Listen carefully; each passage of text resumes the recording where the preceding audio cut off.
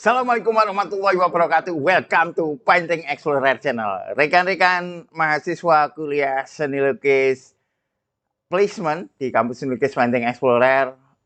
Pertama saya mohon maaf ini kuliahnya jadi terlambat lama ya, sangat larut terlambatnya karena saya baru saja rapat pleno menentukan 10 besar atau 10 finalis yang akan maju di lomba lukis FLS 2N nasional. Nah, ini saya seperti kemarin waktu kuliah seni lukis Edwan, saya tidak live dari studio Painting Explorer.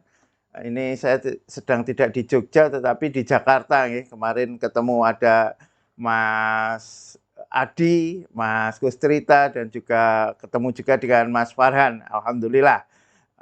Lokasi masih di Menara Peninsula Hotel ya di Jakarta. Baik rekan-rekan, kita malam ini akan ketemu dengan banyak karya yang tentu insya Allah kita bisa mempelajari banyak hal ya. Nanti kita akan bertemu dengan karyanya Mas Rianto, Mas Afju, juga dengan karyanya Mas Kustrita, Mbak Mas Fauzi ya, Mas Fauzi di Hilmania namanya ya.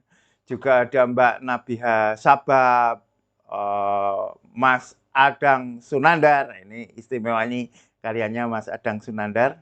Juga akan ketemu dengan karyanya Mas Eko Budi. Saya sapa dulu, kita presensi dulu rekan-rekan yang ada di kuliah seni lukis placement kampus Painting Explorer ya. Ada Mbak Ida Safian, ada Mbak Ida Masri yang saya tunggu pameran tunggalnya dengan soft pastel ya. Nggak usah terlalu pusing tentang konsep yang kemarin kita bahas di kuliah seni lukis Advance juga nggak apa-apa Mbak. Yang penting hadir pameran tunggal sih gitu nggak masalah ya. Mungkin nanti keunikan-keunikan hal-hal yang apa yang bisa dihadirkan secara berbeda dari seniman-seniman lain ya mungkin bisa sambil jalan lah ya, sambil berkarya nanti kan di tengah-tengah bisa menemukan sesuatu. Juga ada Mas Yan Wibowo, Mas Ahmad Fauzi, Mas Adi Riyadi, Mas Rianto, Mbak Silviana Rizka, ada Mas Effortless atau Mas Aldi, Mas Deko Strita, Mas Adang Sunandar, Mas Wahyu Tri Santoso, Mas Andi Asrianto. Ini akan pameran tunggal juga. Saya senang ya kalau teman-teman punya rencana pameran tunggal apalagi ya. Bahkan harapan saya teman-teman bisa seperti misalnya di kampus ISI, di kampus IKJ. Saya tadi alhamdulillah ke IKJ ya untuk melihat galeri seni rupa IKJ. Saya berharap suatu saat Painting Explorer bisa berpameran di Jakarta gitu. Juga misalnya mahasiswa seni rupa di ITB ya, di FSRD Fakultas Seni Rupa dan Desain atau di ISI Padang Panjang misalnya atau di ISI Denpasar atau ISI Surakarta itu tiap seniman itu tiap mahasiswa ya berusaha membuat kelompok untuk pameran ya, baik itu nanti bikin kelompok 7 orang atau 5 orang yang saling bergantian itu enggak tetap ada sih memang yang tetap ya. Tetapi ada yang saling bergantian. Sekarang berkelompok 3 dengan itu, besok berempat dengan sana, terus besok berdua dengan sini kan gitu, nggak masalah ya. Saya sangat berharap juga suasana seperti itu juga terjadi di Painting Explorer. Jadi meskipun kita punya pameran reguler ya yang kita selenggarakan sudah 2 kali kemarin pameran seni lukis kedua Painting Explorer dengan tema disrupsi membumi. Nah ini masing-masing seniman, masing-masing sivitas akademika Painting Explorer ini juga memiliki inisiatif untuk berpameran. Nah salah satu apa ya pencapaian seniman ya, salah satu pencapaian seni itu memang dilakukan dengan pameran. Karena dengan pameran itu nanti akan banyak hal yang bisa dicapai ya, termasuk bagaimana kita berinteraksi dengan dunia seni rupa dan kita memacu diri dengan membuat karya gitu kan, dengan menyiapkan karya yang akan dipamerkan itu sudah suatu sudah suatu, titik poin tersendiri ya. Jadi, saya berharap ya misalnya Mas Kustrita bekerja sama atau berpameran tunggal bersama Mas Adi misalnya dengan Mas, siapa lagi, Mas Mul misalnya ya, atau,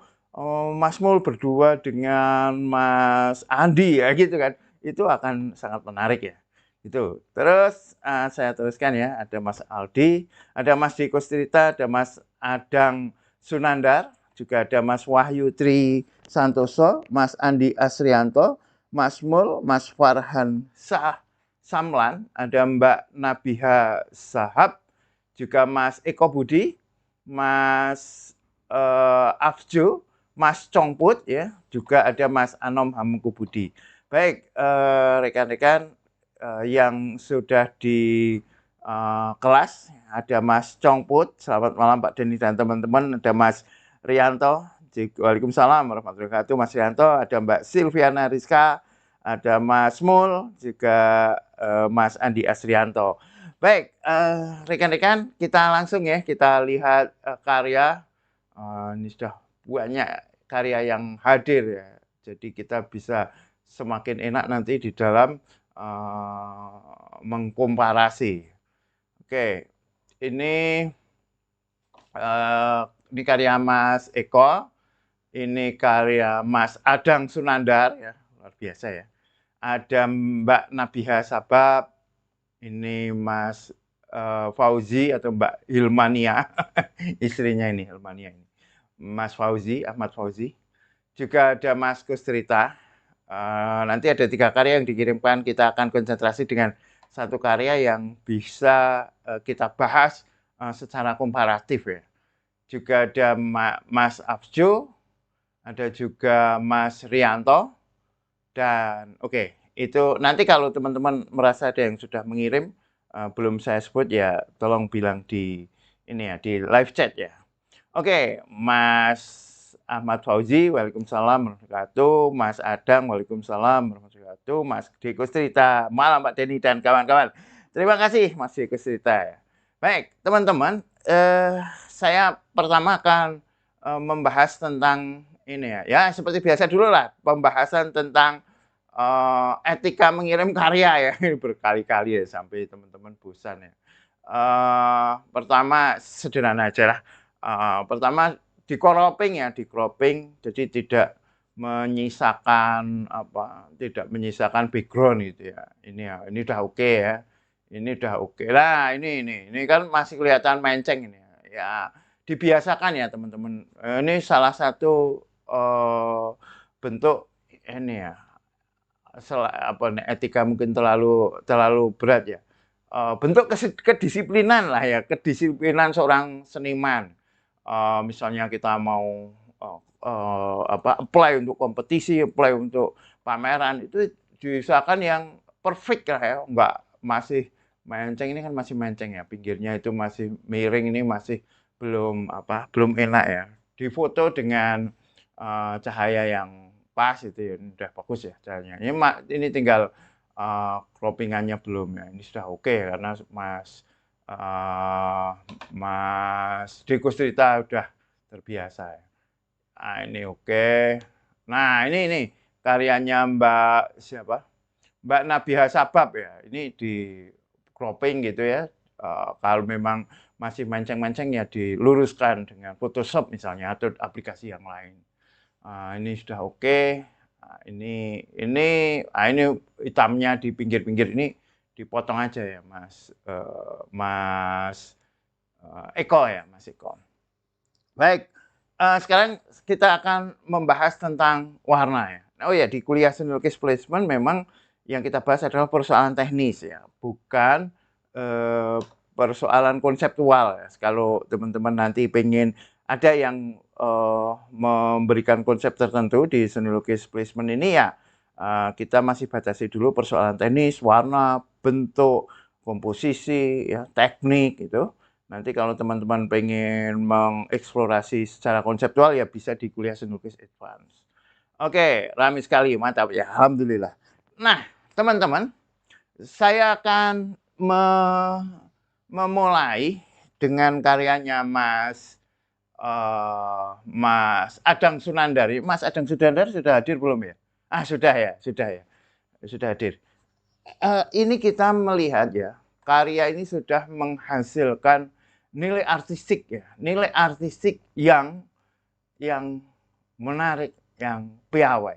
Jadi Mas Adang ini tidak sekedar melukis yang penting podo, bukan ya, tidak melukis yang penting bentuknya sama, melukis yang penting perfect, melukis yang penting benar sesuai dengan kenyataannya ya, realistik begitu.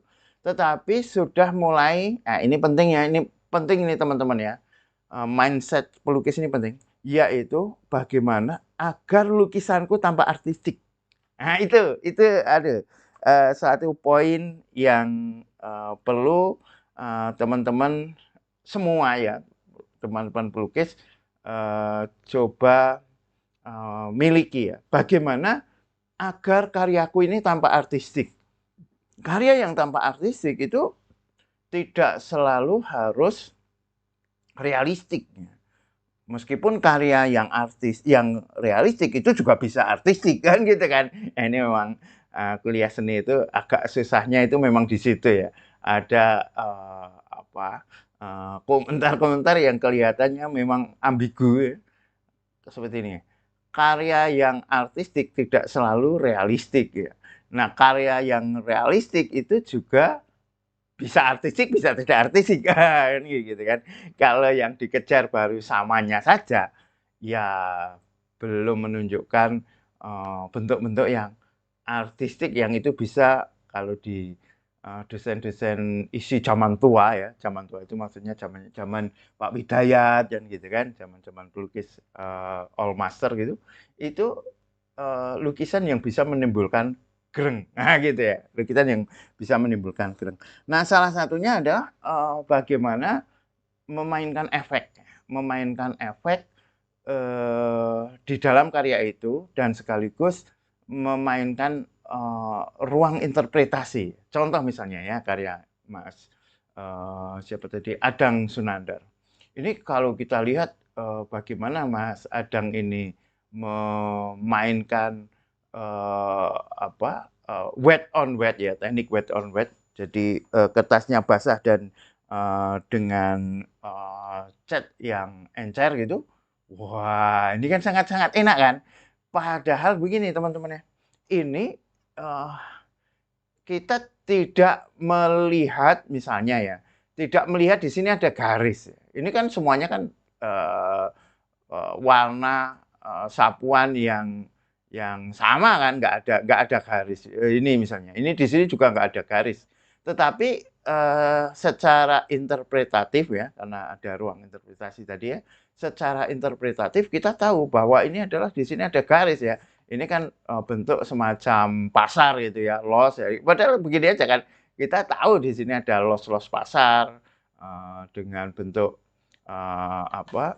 perspektif garisnya ya, perspektif linear perspektifnya itu terasa. Meskipun dengan dihilangkan. Nah ini salah satu nilai artistik itu adalah bagaimana memberikan ruang interpretasi pada spektator atau pada penonton agar dia menyelesaikan sendiri. Ya, ini kan menarik kan. Misalnya ini kita tahu bahwa ini mobil ya. Padahal ya rodanya aja nggak yang belakang ini kan nggak kelihatan kan. Hanya kelihatan separuh, yang depan nggak ada. Bahkan di sini juga nggak nampak. Ini tidak mudah ya untuk membuat bentuk yang seperti ini. Kadang tidak tega ya, harus diselesaikan. Nah, cara yang sama itu dipakai oleh Mas Eko meskipun dengan teknik yang berbeda. Oh ya, teman-teman ya, sekali lagi jangan lupa menuliskan data ya agar komentar atau kritik seni ini akan lebih jelas itu memberikan data ya. Data itu berupa semoga ada contoh. Nah, ini data yang tepat ya.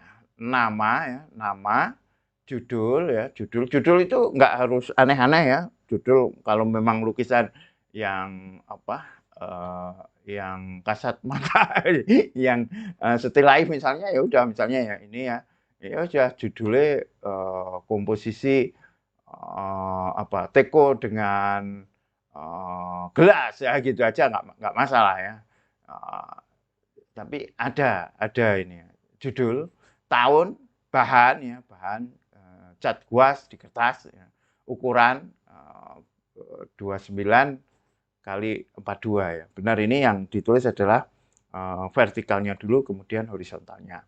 Nah ini, karya Mas Eko ini akan, akan bisa banyak diulik jika ada itu ya, ada data karya. Apalagi kalau misalnya kayak Mas Deko cerita ini ya, kita baca,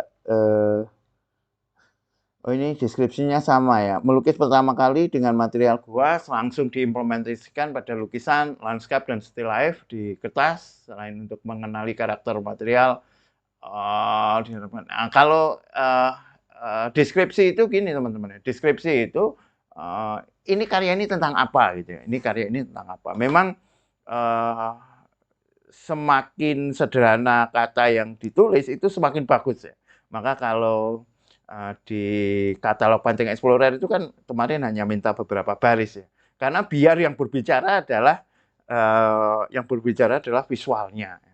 Tapi kayaknya ini Mas Gosrita memang niatannya bukan deskripsi ya, tetapi ya memang menceritakan prosesnya dalam melukis ya, mengenal cat guas sekaligus melatih kembali proses melukis dari perbedaan warna, perbedaan gelap terang dan sebagainya. Ini kan bagaimana menceritakan proses melukisnya. Tetapi kalau deskripsi lukisan itu ya menceritakan tentang lukisannya itu apa, sesederhana mungkin ya, biarkan nanti yang berbicara adalah visualnya gitu. Ketika visualnya itu nggak bisa bicara, ya nanti tulisan bisa muncul gitu.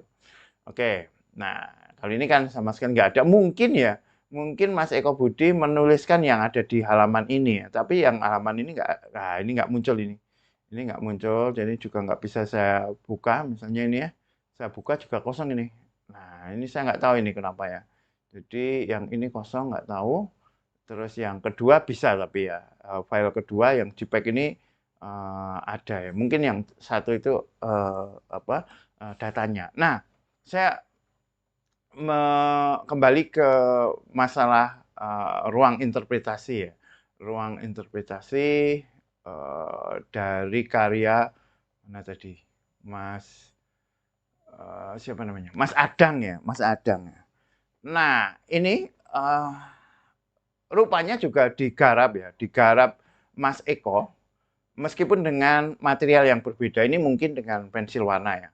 Nah, ini kita bisa melihat ya beberapa tempat memang sengaja dihilangkan ya, tidak jelas, tapi di bagian lain dibuat kuat. Ya, ini kan sama sebenarnya kan dengan model yang seperti ini, cuma materialnya berbeda. Maka kedua karya ini memang akan menghasilkan nilai artistik ya, nilai artistik yang apa namanya, yang memberikan kesempatan interpretasi pada orang untuk meneruskan. Nah, hal yang sama ya, itu rupanya akan dicapai dengan oleh Mas Ahmad Fauzi, meskipun tidak selalu akan memberikan suatu keberhasilan yang sama gitu ya. Ini Mas Ahmad Fauzi, Kabut dan Bunga Kaliandra, materialnya cat air di kertas ya. Ini Kabut dan Bunga Kaliandra. Ini karena semuanya, nah gitu kan, karena semuanya karena tidak ada clue kan gitu kan. Karena tidak ada clue, iya ini menjadi kabutnya dan bunga Kaliandra atau bunga di Kaliandra. Bunga Kaliandranya ini menjadi kurang terdefinisikan. Nah, sekarang saya akan masuk ya, sekaligus nanti membahasnya dengan warna. Bagaimana kita akan melihat karya Mas Fauzi ini. Ini kalau apa namanya? Bentar. Mana tadi ya? Ini Mas Kustrita. Nah, oke. Sekarang sekaligus saya akan membahas tentang warna, tapi nanti bisa bolak-balik lagi ya ke arah persoalan teknis, persoalan ruang interpretasi dan sebagainya. Bismillah. Saya baca dulu. Mana tadi?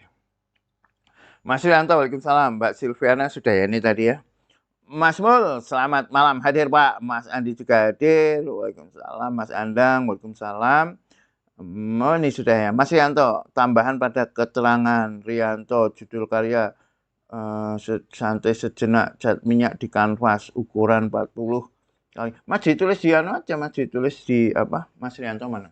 Ditulis di sini aja, jangan di itu nanti malah nggak terdetek ya. Kalau di sini kan kena apa? Tertangkap layar ya. Mana tadi? Mas Rianto itu yang mana ya? Yang ini enggak apa ini? Nah, ini sudah banyak ini. Rianto ya, santai sejenak. Assalamualaikum Pak Denny, itu karya 2002, foto gambar asli hilang, jadi itu moto lagi nyusun ulang. Mungkin fotonya ada perbedaan dengan lukisannya karena nyari kain tidak ketemu. Ada perbaikan, awalnya itu melukis langsung karena belum selesai dalam semalam, lalu saya foto dan selanjutnya mengikuti dalam foto. Mohon koreksinya. Oke. Sekarang saya akan ke warna dulu ya. Nanti kembali lagi bolak-balik ke teknik ya. Ketika saya melihat karyanya Mas Rianto, karyanya Mas siapa ini? Mas Afjo ya. Terus karyanya Mas Fauzi ya, Mas Fauzi. Dan bahkan karyanya Mas Adang ya, Mas Adang. Ini kalau kita lihat kayaknya memang persoalan ini sering muncul ya. Warna hijaunya itu seringkali terasa mentah. Warna hijau tube ya, warna hijau tubenya itu terasa. Warna hijau sekunder ya, kalau di dalam lingkaran warna itu, warna hijau sekunder, hijau yang dibuat dengan kuning dan putih itu terasa ya, kalau dosen-dosen zaman dulu ya bilangnya mentah ya, meskipun ada yang mendiskusikan yang disebut warna mentah itu warna yang penempatannya kurang tepat ya. Meskipun warna tube asalkan ditempatkan secara tepat ya bisa terasa matang juga gitu. Nah, saya akan memakai istilah mentah ini sebagai warna yang cenderung hanya memakai warna tube ya, sehingga dia lepas ya, dia kurang menyatu, dia kurang benar-benar ini ya, benar-benar kalau istilah musik itu bulat ya. Dia merasa menjadi bulat kan gitu. Menjadi ini gandem, itu kalau musik menjadi gandem. Nah, yang dulu sering seperti ini, yang dulu sering hijaunya itu kurang matang, itu adalah Mas Kustrita. Tetapi saya melihat hijaunya ini, wah ini sudah mulai kuat ya, hijaunya sudah mulai kuat. Dulu saya sering memberikan contoh hijau ini dengan lukisannya Mbak Bari ya. Mbak Bari itu kalau membuat warna hijau, wah itu luar biasa itu. Di dalam warna hijau itu nuansanya macam-macam ya. Ada yang hijau ke ungu-unguan bahkan ya. Ada hijau ke oren-orenan. Ada hijau ke kuning-kuningan, ke oker-okeran, hijau ke merah-merahan. Nah, ini hijaunya Mas Kustrita ini sudah mulai bisa ke arah sana. Kalau kita lihat ya, Hijau itu kan begini ya, karena dia itu dibuat dari kan kuning dan biru, itu seakan-akan dia atau pelukis-pelukis yang awal gitu ya, yang bermain warna hijau, itu tidak berani menyampurkan unsur di luar kuning yang biru. Kalau di luar kuning biru ya kan artinya merah kan. Kalau merah kalau sudah jadi dioplos ya bisa merah, bisa coklat, bisa ungu bahkan kan. Nah, kalau kita lihat ini hijaunya udah kaya ini. Baik hijau yang dicampur dengan putih ya untuk memberikan terang dan hijau yang dibuat dengan terangnya dikuningkan. Nah, ini coba perhatikan ya. Ini hijaunya yang ada di sini ya, yang kekuning-kuningan dengan hijau yang ada di sini ya, yang cenderung birunya sudah memakai biru-biru yang ada unsur merahnya atau biru yang memiliki warna-warna keungu-unguan itu menjadi sangat enak kan. Oh, ini bahkan ya, tidak harus hijau kan. Tetapi kan terasa hijau ya kan karena kita biasa mempersepsi pohon itu sebagai hijau. Ketika ini pohonnya itu tidak hijau, kita mempersepsi hijau dan itu mengkayakan warna hijau kan gitu kan. Nah, ini coba perhatikan ya. Ini kan hijaunya sangat kaya kan. Untuk hijau pohon ini ya, yang strukturnya seperti pohon cemara ini, dan juga pohon, bukan ya, bukan. Ini pohon-pohon apa ya? Mungkin semacam cengkeh itu kan yang menaik lah, cemara, cengkeh dan sebagainya itu ya, yang cenderung meninggi. Ini berbeda ya dengan warna hijau yang ada di belakangnya. Nah, ini hijaunya ini sangat kaya. Loh, ini kan. Ini Mas Kus cerita hijau yang paling berhasil jika dibandingkan karya-karya sebelumnya ya. Kalau kita lihat karya-karya sebelumnya memang hijaunya terasa flat, hijaunya terasa mentah. Nah, ini sudah terasa matang ini, sudah dimasak ya, sudah diolah. Tetapi kadang ya, kalau mengolahnya nggak tepat ya tidak jadi matang, tapi malah jadi gosong kan gitu kan. Ya saking lingolah, saking suwene malah jadi gosong. Nah, karya Mas Mas Adang ya, karya Mas Adang yang uh, apa bentuknya sudah sangat artistik ini sayangnya dibuat dengan hijau yang hafalan, hijau yang sama kan dari coba nih, yang jauh. Jadi aerial perspektifnya kan nggak kena ini. Yang jauh, yang dekat dengan yang tengah ini kan uh, berbeda kan dengan misalnya ini kan. Nah, kalau Mas Kustrita cenderung tidak memakai bentuk-bentuk yang seperti wet on wet tadi ya, dengan menghilangkan beberapa unsur, tetapi karena dia bermain artistik dengan kekayaan warna, ya, warna yang sangat padat, ini menjadi sangat enak ya. Nah, sehingga teman-teman, sehingga antara satu objek dengan objek yang lain itu tidak seperti terasa ditempel. Nah, ini kan kita melihat ya, memang antara pohon ya, pohon dengan bentuk rumahnya ini kan berbeda, tetapi terasa tidak ditempel. Karena apa? Karena ada unsur yang disebut sebagai refleksi. Ya. Monggo, monggo Pak Indro. Ada refleksi. Refleksi itu apa? Refleksi warna itu adalah warna yang satu ya di sebelahnya. Misalnya ada dua objek, objek A dan objek B. Itu objek yang A terefleksikan di B, objek yang di B terefleksikan di A. Itu salah satu untuk membuat agar objek-objek itu terasa menyatu ya, tidak seperti ditempel.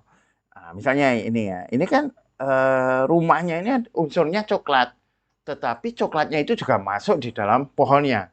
Demikian juga sebaliknya, hijaunya itu juga masuk di dalam rumahnya. Ini akan terasa lebih menyatu ya, blend ya, harmoni. Coba bandingkan dengan karya dari ini. Ini kan oke lah, hijaunya sudah mulai dibuat variasi ya, gelap terangnya, dan sudah mencoba dibuat berbeda antara hijau daun dengan hijau kainnya. Tetapi ketika membuat buahnya ini, buah jambu airnya ini masih lepas antara jambu airnya dengan backgroundnya warna hijau ini. backer kainnya. Ini seperti ada kain gitu, terus kita punya gambar atau foto di majalah gitu, terus dipotong terus ditempelkan. Seperti kolase saja kan, padahal kolase itu juga harus disatukan ya biar menyatu. Nah ini kita bisa memasukkan beberapa unsur hijau misalnya seperti ini. Misalnya di sini. Oh ini sampai terasa perpaduan merah dan hijaunya seakan-akan menyatu, terrefleksikan warna merah ke hijau, warna hijau ke merah, yang itu nanti akan membuat satu objek dengan objek lain itu terasa ada kesatuan ya. Nah itu sebenarnya kalau di dalam seni rupa klasik di masa Renaissance itu yang disebut dengan sfumato ya, sfumato. Sfumato itu dipakai yang terkenal itu Leonardo da Vinci. Nah itu kenapa sebenarnya Mona Lisa itu menjadi karya yang terkenal karena adalah karya yang awal menggunakan sfumato. Jadi antara satu objek dengan objek lain itu terjadi semacam peremangan ya, seperti ada kabutnya gitu, sehingga objeknya tidak lepas, tidak seperti ditempel. Itu kalau di karya-karya klasik seperti itu biasanya pakai yang kuas fan itu, kuas yang seperti tipas itu. Misalnya ada objek satu dengan yang lain ya, foreground dan background. Itu nanti pertemuannya itu dikasih cat sedikit terus ditepuk-tepuk itu plok kayak gitu. Itu akan membuat objeknya ini benar-benar menyatu. Nah, seperti ini ya, seperti karyanya Mas Adang ya, karya Mas Adang ini kan di beberapa bagian yang lain ya, bukan yang hijau ini kan terasa menyatu. Demikian juga karyanya Mas Eko ini terasa menyatu, enak warnanya, terasa warna yang matang. Kenapa? Karena antara satu warna dengan warna yang lain itu di blending gitu, disatukan, diolah, diudek gitu ya, diaduk. Tetapi tetap mempertahankan nuansa warna yang aslinya. Misalnya ini kita masih bisa melihat ya warna-warna yang agak kebiru-biruan, warna-warna yang agak ke oren-orenan itu enak. Nah, kalau kita melihat karya ini misalnya, ini kan sebenarnya ya, ini karyanya Mas Rianto, ini kan sebenarnya bisa ini kan memakai unsur refleksi itu, apalagi untuk benda-benda yang sifat reflektornya, sifat memantulkan cahayanya itu sangat kuat. Ini mestinya di dalam warna peraknya ini ya, warna melingnya itu, warna stainless steelnya itu, warna meling-melingnya itu dimasuki unsur hijau itu akan lebih menyatu. Loh, ini aslinya kan. Ini kalau kita mau melihat foto kan, ini kan stainless steel kan. Ini kan warnanya tidak hanya abu-abu kan, tetapi juga merefleksikan warna wadahnya yang hijau. Bahkan yang jauh ini warna kopinya atau warna tehnya ini masih ada kan di sini kan. Nah ini kalau di dalam foto kan kelihatan kan. Coba bayangkan ini ya. Ini dindingnya ini pun ada kehijau-hijauannya. Terus ini di tehnya ini ya, di kopinya atau tehnya di gelasnya ini di sini ada hijaunya. Nah, kalau ini kan menjadi steril kan. Jadi kalau sudah abu-abu ya cuma abu-abu aja, nggak ada unsur hijaunya, nggak ada unsur coklatnya gitu. Itu refleksi ya. Terus coba kita lihat ini.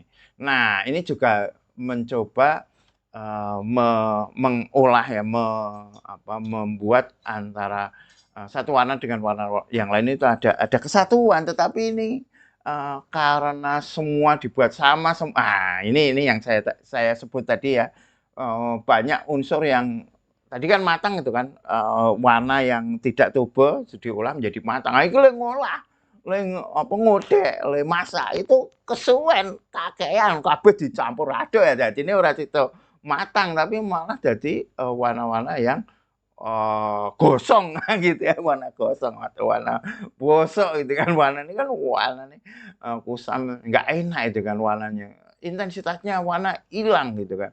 Warna, sebenarnya, tidak seluruh warna primer atau warna sekunder itu terus harus dicampur, itu enggak. Tetapi, ada, aksentuasi-aksentuasi tertentu, kalau memang diperlukan warna primer pada titik yang tepat ya diberikan gitu. Tetapi kalau semuanya warna itu warna tuba ya nggak enak gitu kan. Tetapi kalau semuanya digosok semuanya gini ya hasilnya malah tidak menjadi warna yang matang tapi malah jadi warna yang bosok ya. Apalagi ini ya, ini, secara teknis kan sama ini. Bunganya, hijaunya ini kan, tidak ada sesuatu yang berbeda kan, misalnya dikuaskan dengan cara yang berbeda, agar itu sedikit mengesankan tentang bunga ini ya, tadi apa, tentang bunga apa tadi ya, bunga kaliandra gitu kan. Bagaimana ini bunga kaliandranya itu dikasih aksentuasi yang akan memberikan kesan itu kaliandra misalnya. Terus misalnya, daunnya kan seperti itu. Nah, sekarang kita, coba ya, kita lihat, ini memang, eee, apa ya, totalitas ya, totalitas. Gini, ini karyanya Mbak Mbak Nabihah Sabab ya. Gini Mbak Nabihah, bentar saya minum dulu ya. Sebentar.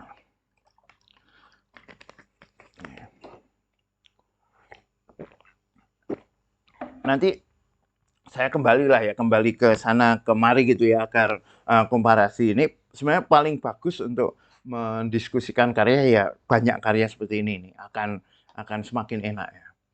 Uh, kita mesti juga mengetahui kecenderungan karya kita itu kemana ya. Kecenderungan karya kita kemana? Apakah ke realistik atau ke pop art misalnya atau ke karya-karya yang dekoratif? Karena itu, akan membawa kita ke, pencapaian keseriusan masing-masing. Contoh misalnya, bentuk-bentuk yang realistik itu akan tampak kuat ketika misalnya dibuat dengan teknik realistik dalam artian gradasi warna ya, untuk menghasilkan suatu volume misalnya. Atau, dekoratif dengan cara membuat ornamen-ornamennya secara serius misalnya seperti itu. Atau warna pop art yang memang dia menghadirkan nuansa-nuansa ceria, nuansa-nuansa pop ya, populer maupun bentuk-bentuk yang tidak peduli ya flat gitu, tidak peduli pada volume-volume seperti di dalam seni lukis realistik. Nah, kalau kita lihat karya ini masih nanggung Mbak Nabihah ya. Ini kalau kita lihat keseluruhan kan kita melihat bentuk-bentuk yang cenderung pop art ya, cenderung pop art. Bagaimana deformasi kucingnya, bagaimana membuat bantal-bantalnya yang dihias-hias. Nah, tetapi kalau kita lihat background-nya ini terasa background yang masih belum selesai, belum selesai. Masih nanggung ya, transparan. Memang ini dibuat dengan apa nih? Cat apa? Nah, data ya, sekali lagi data sangat diperlukan untuk kritik seni. Uh, Taruhlah ini dengan cat akrilik ya atau cat minyak. Backgroundnya ini masih terasa tidak enak ya, karena kalau memang mau bermain flat gitu ya, seperti lukisan-lukisan pop art ya, tokohnya misalnya Andy Warhol misalnya, itu memang dia main flat itu tidak peduli dengan volume, dengan kenyalan misalnya di dalam suatu bentuk-bentuk sebagaimana lukisan-lukisan realistik. Nah, ini masih terasa nanggung ya. Apakah mau memakai apa namanya bentuk yang pop art seperti itu atau bentuk-bentuk yang realistik misalnya. Termasuk ini Mbak Nabihah ya. Eh, Mbak Nabia ini saya sarankan juga melatih diri terus-menerus ke garis ya, ke sketsa. Karena kalau kita lihat, garisnya ini, terutama untuk garis bentuk-bentuk yang cenderung susah ya seperti, kucing ini masih tampak dredeg ya, masih tampak apa, tertekan, masih tampak ragu-ragu. Memang untuk bentuk-bentuk yang atau garis yang, relatif mudah dikerjakan ya, seperti lingkaran, terus silang, terus garis ini terasa lancar, tapi begitu ke ini terasa tersendat-sendatnya. Saya, sarankan untuk, banyak sketsa ya, atau mau mengikuti kuliah seni lukis, apa namanya, kuliah sketsa, nah itu, akan lebih, bagus ya untuk melatih kekuatan garisnya. Nah, terus sekarang saya, akan kembali ke warna di karyanya Mas Adang ya, Mas Adang. Nah gini, selain hijau ya, ini tekniknya oke, tapi warnanya bermasalah. Eh, untuk, warna hitam, nah ini, perlu hati-hati ya. Untuk karya-karya yang seperti ini ya, karya realistik, karya impresionistik, karya-karya yang, ini kan bagaimanapun kan kecenderungannya kan realistik ya, bentuknya apa adanya. Itu penggunaan warna hitam, itu memang perlu hati-hati. Hitam itu adalah, tone terendah ya, kalau kita pakai putihnya itu paling tinggi, rendahnya paling, atau paling kuat itu yang paling gelap itu hitam, itu berarti dia ada titik yang paling kuat, titik yang paling rendah, titik yang paling kelihatan bahwa itu gelap. Nah, ketika dia dipakai ya, hitam itu dipakai disandingkan dengan warna yang lain, dia akan tampak paling, jelas dan dia bisa lepas. Karena begini, kita analogikan ke musik ya, ke musik ya. Kalau teman-teman misalnya mengedit, musik atau audio ya, di audio lah tepatnya. Kalau teman-teman mengedit video misalnya, itu kan ada, fitur ya, ada, alat ya, yang digunakan untuk mengeraskan suara, gitu kan. Terus, kita lihat itu ya, ada gelombang suaranya itu. Itu ketika suara itu kita polkan ya, kita pentokkan gitu ke atas, terus suaranya itu sampai mentok garis gitu ya kan, terus jadi rata gitu. Itu malah jelebret itu kan atau, suaranya itu malah rusak kan. Suaranya krek gitu kok, wah itu nggak enak itu kan. Suaranya itu malah jadi lepas, jadi hilang, jadi tidak menyatu dengan yang lain. Karena apa? Karena dia memberikan, contoh misalnya kalau kalau di OBS ini, kalau saya polkan gitu ya, itu suaranya merah semua gitu, gambar bar suaranya itu menjadi merah semua, itu malah nggak enak gitu, didengarkan nggak enak, itu pecah, gitu ya, warnanya menjadi pecah, tidak bulat kan, pecah. Nah, hitam itu seperti itu sifatnya. Maka banyak pelukis-pelukis cat air ya seperti ini dengan teknik-teknik wet on wet itu sangat jarang ya. Dia sangat, jarang yang menggunakan hitam. Saya termasuk yang tidak menggunakan, biasanya warna gelap itu memakai campuran warna-warna gelap misalnya merah, ultramarine misalnya dicampur dengan viridian, wah itu akan menjadi warna gelap yang padat ya. Jadi gelap tidak selalu harus hitam ya, gelap tidak harus selalu hitam. Kalau toh mau pakai campuran warna hitam, itu sangat hati-hati. Hitamnya sedikit dicampurkan biru, misalnya dia butuh warna yang paling gelap misalnya.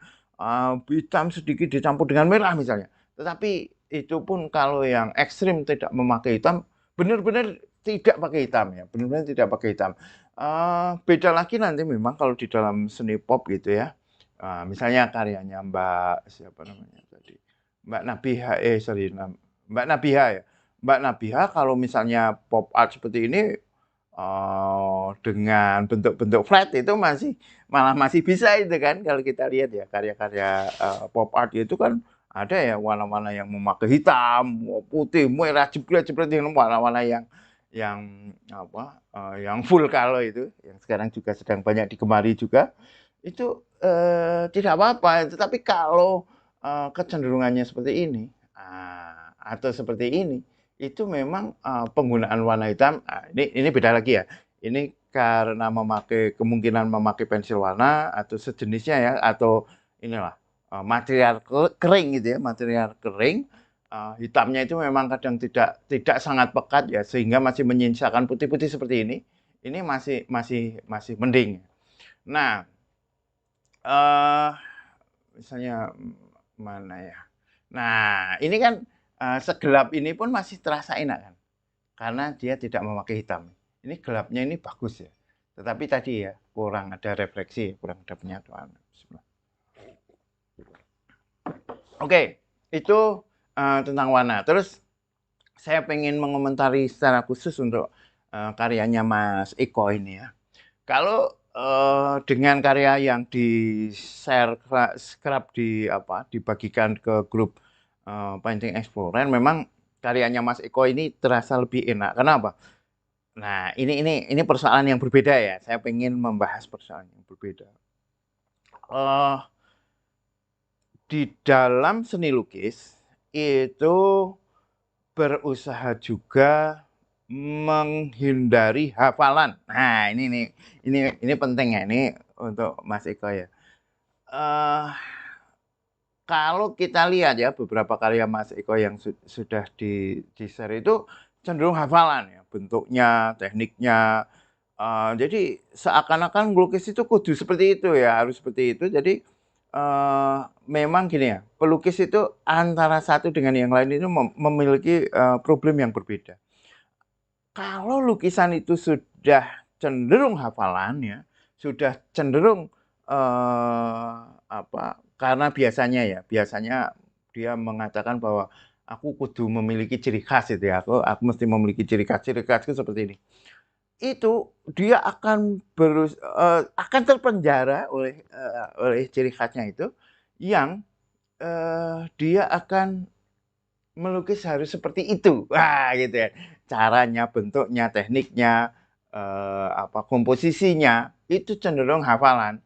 Nah, kalau seperti itu ya maka, eee, bosan gitu ya, antara melihat satu karya dengan, karya yang lain itu, kok karyanya koyo ngono tok, bosen gitu kan, yang sering di-share Mas Eko itu, yo bentuknya perfect lah, bentuknya menarik, bentuknya itu kan seperti ini ya, seperti ilustrasi anak-anak itu ya.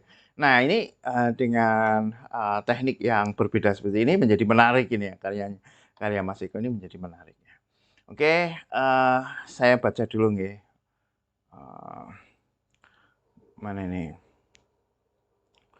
eee sampai nih, rame sekali nih ya, Mas Rianto tambah ya. Jadi sudah Mbak Ida, waalaikumsalam.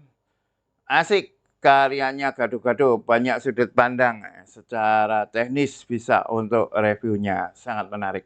Mulai panas ini, yo ini Mas Andi saya tunggu ya. Ini Mas Andi juga mau pameran ini. Lagi ngoplos gua, kalau cat air masih nyerah Pak. Oke. Satu lagi, masih kesenangan, naik coba lebih soft atau main wet on wet. Ya nggak harus sih Mas, tidak semua karya harus wet on wet. Itu, karyanya Mas Kusrita yang ini berhasil ini Mas, berhasil. Jadi, artistiknya suatu karya tidak selalu harus dengan teknik yang dibuat orang lain ya, tidak harus dengan wet on wet. Ini sudah, kekayaan warnanya ini ya, kepekatannya, kepadatannya, kekayaan warnanya ini sudah menjadi suatu hal yang artistik gitu ya. Coba, lihat ini ya, bagaimana, gradasi antara hijau dengan, coklatnya. Ini kan sangat enak kan, gradasi hijau. Ini dulu ini, dulu saya tidak melihat karya-karya seperti ini ya di Mas Kusrita ya. Ini masih cenderung, tidak seberhasil yang ini ya. Eee, ini ini cukup menarik ini kalau dipakai, surrealis gitu ya, ini tambah ono omah jadi surrealis kan, kalau bentuk-bentuk surrealistik ya. Tapi kita bahas satu dulu ini aja ya, ini sangat artistik ini. Eee, terus mana lagi nih? eh, masih karya Om Adan dan Om Eko dan Om Rianto sudah canggih juga. Oh ya, nanti saya akan membahas lebih lanjut ini ya tentang bentuk ya untuk karyanya Mas Rianto ya. Saya akan membahas bentuk karyanya Mas Rianto dan komposisi. Mas Adang, siapa Kus? Lanjut terus, Mas Adang. Terima kasih Pak Denny, saya catat. Terima kasih. Terima kasih Pak, saya latih sketsa lagi. Oke Mbak Nabiha ya. Mas Mul, dark doesn't mean black ya Pak. Nggih, betul ya, dark doesn't mean black ya. Iya karena bahkan gini ya teman-teman ya. Kalau kita lihat, coba sekarang kita tengok mana yang gelap. Itu kan tidak hitam. Bahkan, nah ini menarik ini. Bahkan warna yang hitam itu tidak hitam kan gitu kan. Warna hitam misalnya kalau di dekat saya ini warna hitamnya ini TV ini ya, TV. TV itu kan kalau kita lihat kan di dalamnya warna hitam itu penuh dengan warna juga kan gitu kan. Jadi apa misalnya ya. Nah, inilah. Ini ketika apa nah, dekat warna tertentu ya, misalnya hitam ya, dekat warna kuning gitu ya tetap ono unsur kuning gitu kan. Jadi hitam itu untuk realistik ya terutamanya. Itu memang perlu digarap dengan hati-hati. Mas Kosita, awalan yang cukup oke Mbak Nabiha, cocok deformasi dekoratif dan perlu keberanian saja. Salah gak apa-apa ya, apa-apa lah yang namanya aja kuliah ya. Kuliah itu nek wis istimewa ya nggak perlu kuliah ya namanya kuliah ya memang seperti ini kan. Nek istilahnya Mas Mulki ya nek kuliah ora ono salahe sing mesake malah dosene kan gitu. Dosene ora iso komentar ya. Seperti yang pernah saya sebutkan ke Mas Mul dulu ya. Kalau mau membungkam dosen seni lukis atau seni rupa itu ada dua cara itu ya. Ada dua cara. Buatlah karya yang sebaik-baiknya ya, sebaik-baiknya, seluar biasa mungkin. Jadi sudah tidak bisa lagi ngomong ya. Ora iso nggih umbah-umbah nek carane Mas Mul itu ya ora duwe sabun nggih ngumbah wis karyane wis entek ora iso diomong karena saking istimewanya. Atau bikin sing sak elek-eleke ya seburuk-buruknya sehingga sudah tidak ada mesti komentari opo ya iki elek wae durung kan gitu kan. Itu maka akan terbungkam itu desain seni lukis ya.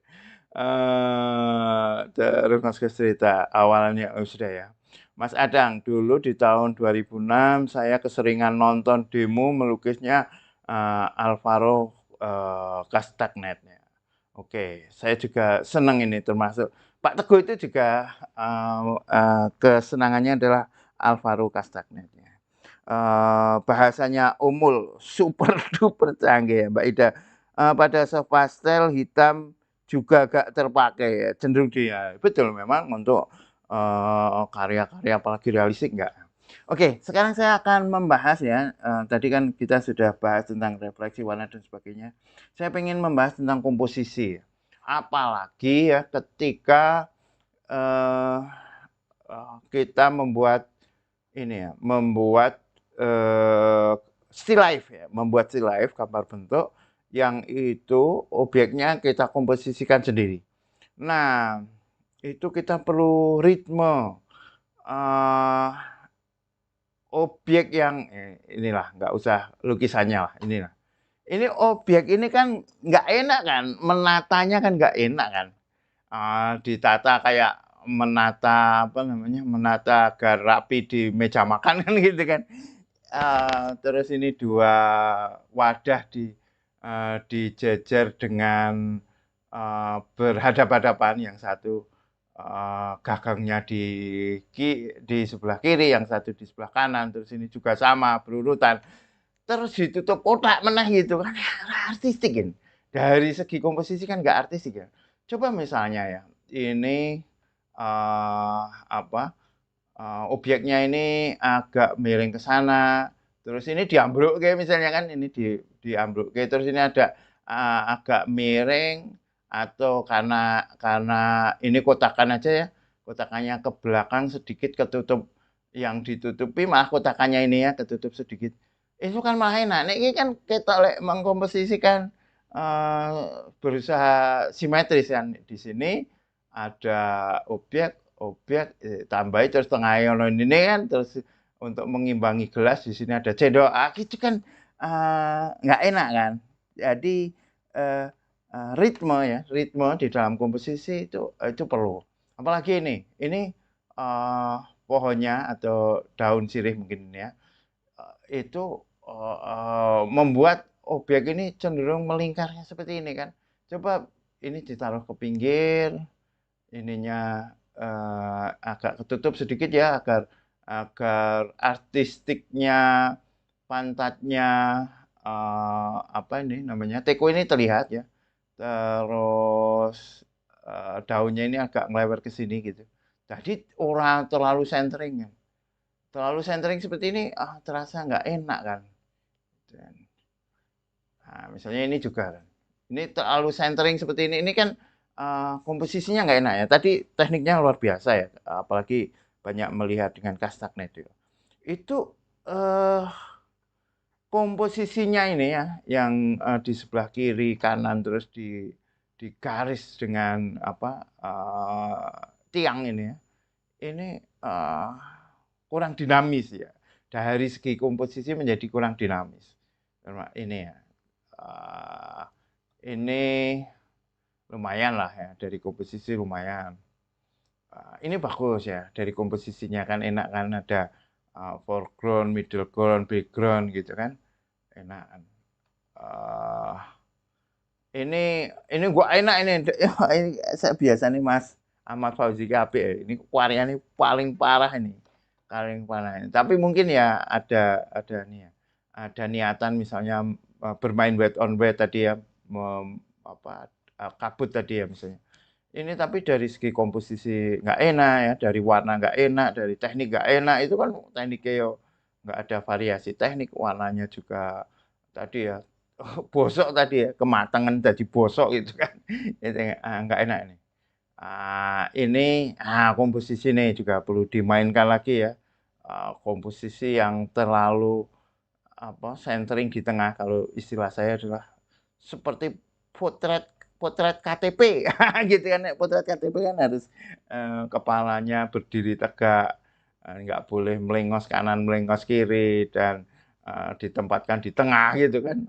Itu kan komposisinya kan kurang dinamis. Nah ini termasuk ya, di dalam komposisi kita perlu bermain apakah potongan yang seperti ini ya, dipotong sampai kesundul seperti ini menguntungkan. Nah, hal yang perlu diperhatikan ya di dalam komposisi itu adalah ruang kosong atau tempat bernapas. Kecenderungan Mas Eko ini juga di dalam ini ya, komposisi berusaha seluruh bidang itu diisi.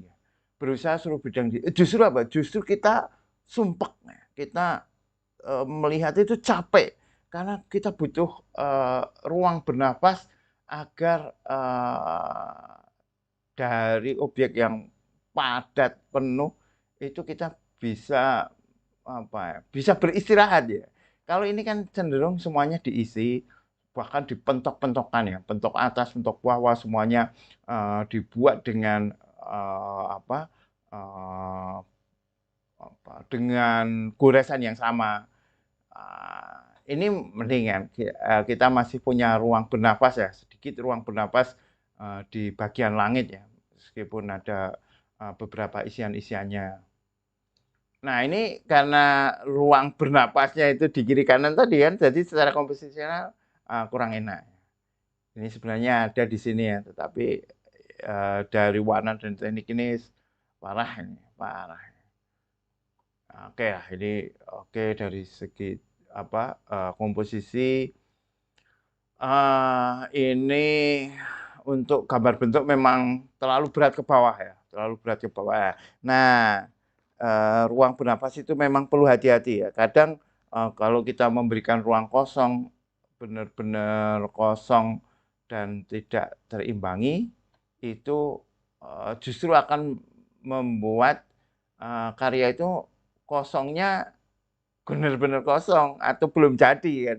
Atau misalnya seperti ini, terlalu turun gitu, terlalu turun ya. Jadi kita perlu memberikan suatu misalnya ya, bandingkan misalnya daunnya ini sedikit memberikan gerak atau ke arah sini ya, untuk memberikan gerak mengisi ruang kosong ya, atau meneruskan ruang kosong itu begini. Sekali lagi ya, saya sampaikan mungkin sering saya sampaikan begini. Ini nasihatnya pelukis China ya, tradisional. Dia memberikan suggestion begini. Jika kamu melukis kuda, berilah ruang agar kuda itu bisa bergerak. Jika kamu melukis kuda, berilah ruang agar kuda itu bisa bergerak. Seberapapun besar kanvas kita, tapril kita, kalau dipenuhi dengan bentuk kuda sehingga kuda itu tidak bisa bergerak, itu nggak enak ya secara komposisional. Meskipun lukisannya kecil, kalau kudanya itu seakan-akan masih bisa melompat ke depan, karena di depan itu ada ruang kosong, nah itu terasa secara komposisional lebih enak gitu. Nah kalau kudanya itu misalnya ya, ini ke sana, terus kudanya itu nempel di sini, membelakangi ruang kosong, nah itu juga terasa kosongnya menjadi tidak terisi. Meskipun nanti ya kalau seni kontemporer akan berusaha justru ya menegasi itu. Tapi ini kan seni lukis placement ya, kita memakai standar-standar. Baik, sekarang kita nilai ya, karena semuanya sudah kita bahas. Saya baca dulu. Mana ini? Mbak Ida, ini sudah ya. Wah, masukan baru ini juga Mbak Ida. Terima kasih. Sementara saya juga belum pakai hitam karena takut kalau blendingnya tetap gelap. Om Fauzi, sketch atau drawingnya belum keluar. Ini kayaknya Mas Fauzi ini memang membuat sesuatu yang berbeda. Mencoba-coba. Bagus ya. Sikap atau berusaha mengeksplorasi seperti ini bagus ya. Ini kan tampaknya Mas Fauzi biasanya sketch-nya muapik ya. Sketch biasanya mendapatkan A. Lukisan deformasinya juga deformasi stilisasinya itu juga nyaris dapat A ya, hampir rata-rata dapat A. Tapi ini yang pas parah-parahnya ini mungkin karena eksplorasi ya. Itu bagus ya kalau sikap seperti itu ya. Jadi seniman itu memang tidak berhenti ya. Dia terus-menerus mencari eksplorasi, mencari yang baru, menemukan yang baru terus dia mencoba gitu kan. Tetapi sesuatu yang baru dan itu tidak berhasil itu ya wajar lah. Tapi bagus ya karena mau mengeksplorasi. Mas Kosita, Mas Farhan, kalau yang kabut itu masukkan abstrak itu dapatkan Pak, maksudnya apa? Kalau yang kabut itu masuk ke abstrak itu dapatkah Pak? Ini maksudnya abstraksi itu. Tapi persoalannya bukan sekedar terus kalau ini abstraksi menjadi bagus, nggak selalu seperti itu kan? Karena juga sama dari warnanya juga masih belum menarik gitu kan. Justru warnanya terasa masih menjadi kotor ya, menjadi bosok tadi ya. Terus tekniknya juga nggak ada variasi gitu kan. Jadi meskipun itu menjadi abstrak, itu bukan berarti terus nek wis abstrak jadi apa, enggak gitu kan. Enggak gitu. Mas Eko, terima kasih Pak Denny atas masukannya. Alhamdulillah saya akan berupaya berkali lebih. Oke. Mas Abjo hadir, Pak Denny maaf terlambat. Terima kasih atas kritik seninya. Oke Mas Abjo ya. Nanti teman-teman yang misalnya baru masuk terus sudah sampai ke karya yang lain gitu, nggak apa-apa, nanti bisa diulangi lagi. Hari ini kita memang mencoba melihat secara keseluruhan ya, jadi tidak karya A, karya B, karya C, karya 1, karya 2, tapi keseluruhan karya kita coba lihat secara keseluruhan, karena itu akan lebih menarik untuk peningkatan karya. Baik, teman-teman, kita coba nilai ya. Ini ya dengan segala macam komentarnya tadi, dari segi proporsi komposisi sudah oke ya, dari segi kecuali gagangnya ini ya, gagangnya ini yang kurang sedikit besar ya. Kalau dari proporsi, ya proporsi perbandingan satu dengan yang lainnya ini cenderung oke. Ini B lebih ya, tapi kalau BA belum, karena apa? Karena tadi ya belum ada refleksi dan sebagainya. Hijaunya masih cenderung sama, masa hijau daun dengan hijau teko ini sama kan gitu kan? Enggak kan, enggak. Kan ini kan bukan dicat bareng gitu kan antara teko dan daun. B pasti lebih ya, B plus plus berani, BA belum, main juga belum lah. B plus plus oke kalau B plus plus, B amin berani nggak ya? B amin min ya lumayan tapi komposisinya lain lah ya, komposisinya lain ya, B plus plus ya, B plus plus ya, oke. B plus plus ya, B plus plus ya, B plus plus yang tinggi. Bentar, kita cek dulu nilai sambil dihapus biar enteng. B plus plus mana nih? 71 ya. 71. 71. Oke. Terus karyanya siapa? Mas Abjo ya. Ya lumayan lah ya, B ya, B. B B plus berarti enggak ya? Coklatnya apa hijaunya lumayan lah. Tekniknya juga bagus. Ya B plus berani ya. B plus. B plus. B plus. B plus. B plus tengah ya. 67. 67. 67. Oke. Terus Maskus yang saya nilai yang ini ya. Maskus saya ini A ini. A ini. Maskus untuk karya apa ini ya? A ya. A yang apa istilahnya ini? Untuk yang pertama apa ya? Ini apa namanya? Kuas 001. Bentar. Ini nilainya untuk yang nilai untuk ya untuk 001 ya. Sama dengan A. Sama dengan A. A tengah 94. 94. 94.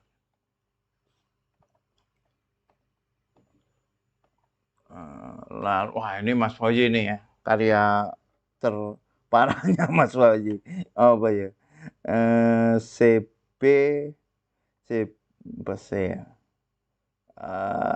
C apa ya? C plus plus lah ya. CB aja lah coba. Ya CB min. CB min. Siapa deh? Ya C plus plus lah, ya C plus plus. Kayaknya ini karya terburuknya Mas Fauzi ini. Biasanya oleh A, biasanya dia dapat A. Sketsa maupun lukis itu dapat A. Ini C plus plus. 41. 41. 41. Saya kembalikan. Terus karyanya Mbak Nabiha ya, Nabiha Sabab. Ini juga B belum lah ya, karena belum jadi ya, terasa belum jadi ya, CB lah ini. CB plus lah, CB plus. CB plus. CB plus. CB plus. CB mana nih? CB plus ya, 53. 53. 53.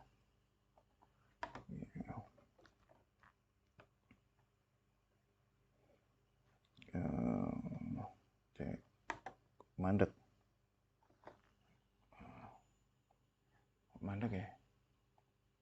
dulu aja. Ini A ya, A dengan segala artistiknya. Tetapi karena problem-problem tadi ya, warna hijau, warna hitamnya ini ya amin lah. Amin. Amin. Amin. Amin. Amin. Amin yang tinggi. Berarti 92. 92. Coba saya kembalikan. Ini sudah terkembalikan belum? Sudah ya. Ini saya hapus. Untuk karyanya Mas Eko ini juga kualitasnya A, tetapi karena tadi ya secara komposisi itu nggak enak lah ya. Dia amin-min lah ya. Amin-min ya. Komposisinya sangat uyel-uyelan. Uyel-uyelan. Ora penak, uyel-uyelan. Ya, amin-min. Amin-min. Amin.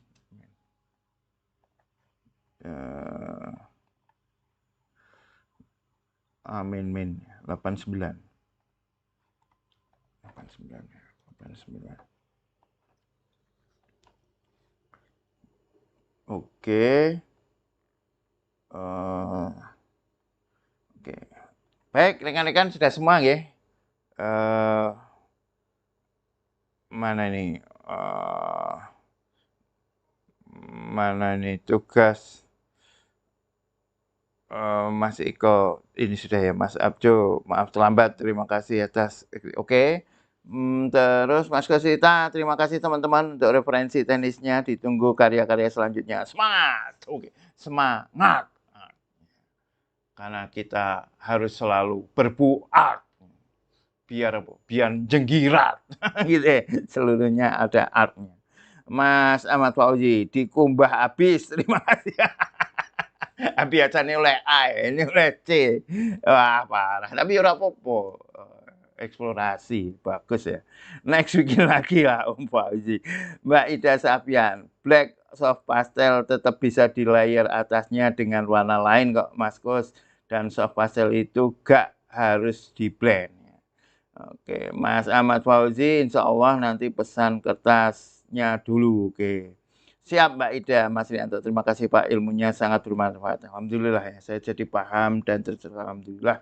Mbak Silviana Rizka, sangat sekali, sangat. Ora sangat, tapi sangat sekalat sekali.